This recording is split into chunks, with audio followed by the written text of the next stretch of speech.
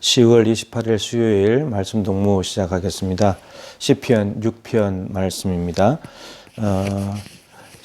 시편이 150개의 시편이 있는데 참회시, 하나님 앞에 회개하는 참회하고 뉘우치는 시가 7개 있습니다. 시편 6편, 32편, 38편, 51편, 그리고 102편, 130편, 143편 이렇게 7개가 있는데 오늘 6편은 첫 번째 참회 시가 되겠습니다.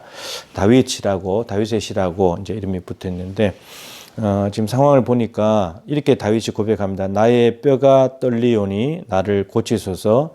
나의 영혼도 매우 떨리나이다. 여호와여 어느 때까지니까. 그러니까 뼈가 떨리고 영혼도 매우 떨린다는 거 보니까 심신이 굉장히 어려움을 겪고 있는 그런 상황인 거죠.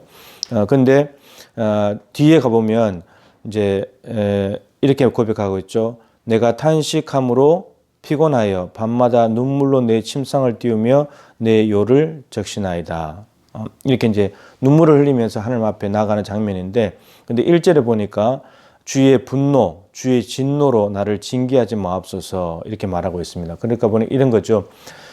질병, 이 다윗이 굉장히 심각한 마음과 이 육신의 병을 앓고 있는데, 근데 그 원인이 하나님의 진노에 달려있다는 겁니다. 그러니까 이 시편 다윗은 자기가 지금 질병이 찾아왔는데 이 질병의 원인을 하나님의 진노로 여기고 있다는 거죠. 그러니까 죄에 대한 결과로 지금 연관을 시키고 있다는 겁니다. 내 병이 죄 때문에 온 것이야. 하나님의 진노의 표시로 온 것이야. 이렇게 말하면서 하나님 앞에 지금 회개를 하고 있는 겁니다. 그래서 하나님 자비를 베풀어 주십시오.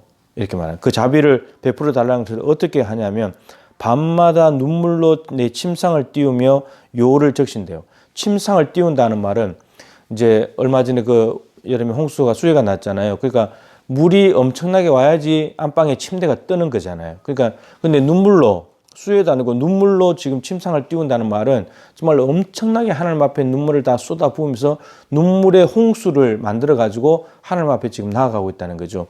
내 요를 적신다. 이런 요를 적시는 것도 뭐 물 한 바가지 갖다 부어도 요 일부 조금만 젖는데 요를 적시는 만큼 되려면 이건 뭐 엄청난 눈물을 흘리는 거죠. 그래서 지금 다윗이 뭐 하고 있냐면 회개하고 있다는 거예요. 근데 이렇게 말했습니다. 4절에 여호와여 돌아와 나의 영혼을 건지시며 주의 사랑으로 나를 구원하소서 이렇게 말했습니다. 여호와여 돌아와 주십시오. 그러니까 지금 하나님이 진노하셨고 자기에게 질병이 찾아왔는데 그래서 하나님이 무섭게 심판하시는 것처럼 느껴지니까 하나님이 돌아서 계시는 것처럼 보인다는 거죠. 하나님과 너무 멀어져 있는 것처럼 느낀다는 거예요. 그래서 하나님 돌아와 주십시오. 그러니까 회개라는 것이 오늘 제목을 말씀 안 드렸습니다만 회개는 하나님과의 관계를 회복하는 열쇠입니다. 그러니까 실질적으로 다윗이 죄를 지어가지고 병을 얻었는지 그는 모르겠지만 아무튼 죄로 인해서 질병이 왔다면 병을 해결할 수 있는 방법은 죄를 해결하는 건데 그 죄를 해결하는 것은 회개라는 거죠. 그리고 회개를 하게 되면 하나님과의 관계를 회복시킵니다. 그러니까 하나님이 떠나버렸다. 이가봇 하는 거죠. 이가봇 했던 하나님의 영광이 돌아오게 하는 방법은 무엇이냐면 회개하는 것입니다. 거룩하신 하나님은 우리가 죄가 있으면 우리와 가까이 하실 수가 없잖아요. 제가 평상시에 말씀드리지만 내가 앉아있는 자리에 지저분한 게 있으면 안 앉아요. 깨끗한 자리에 앉지. 근데 내가 죄인이란 말이에요. 죄인도 지저분한 자리에 안 앉는데 어쩌면 자리에 지저분한 것보다 내가 더 속으로는 추적고 더러운데 근데 이 추적고 더러운 인간이 더러운데 안 한단 말이에요. 그럼 거룩하신 하나님께서 죄인에게 가까이 오실 수가 없는 거죠. 그래서 하나님이 이가봇 하는 거예요. 성경에 이가봇 했던 적이 2번 있잖아요. 실로가 성소가 있을 때 엘리와 그 아들들이 하나님께 범죄하고 그랬을 때 블레셋이 쳐들어오니까 언약궤를 가지고 갔는데 근데 그 언약궤를 빼앗겨 버렸잖아요. 전쟁터에서.